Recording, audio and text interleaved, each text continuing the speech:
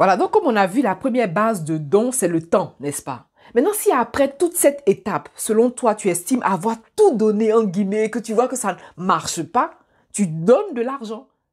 Et ne dis pas, ben oui, j'ai pas d'argent et tout. Non, non, tu donnes de l'argent. Tu donnes de l'argent.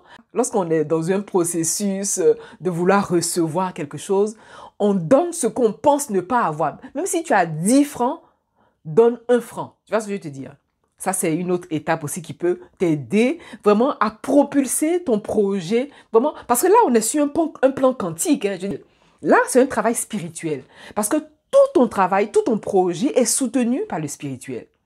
Et l'avantage, c'est que, comme je disais tout à l'heure, tu peux agir sur la réalité. Tu peux agir sur ta réalité. Mais il faut que tu retiennes une chose. Ta réalité, là.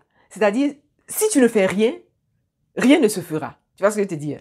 Ta réalité, si tu n'agis pas sur la réalité, au contraire, tu vas subir la réalité.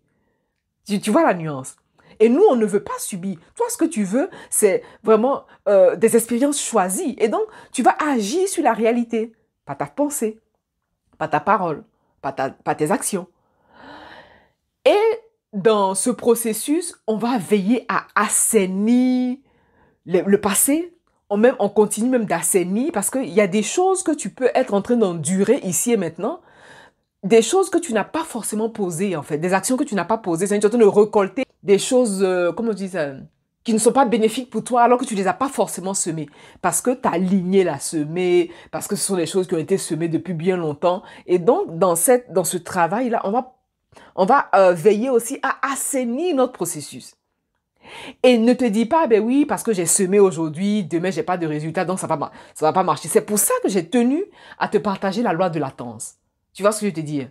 C'est pour ça que j'ai insisté sur la loi de latence, parce que la vie, là, elle est régie par des lois universelles. Donc, il y a un temps d'attente, il y a un temps de latence. Mais c'est pour ça qu'on travaille aussi sur l'état d'esprit, parce que ce temps n'est pas forcément long.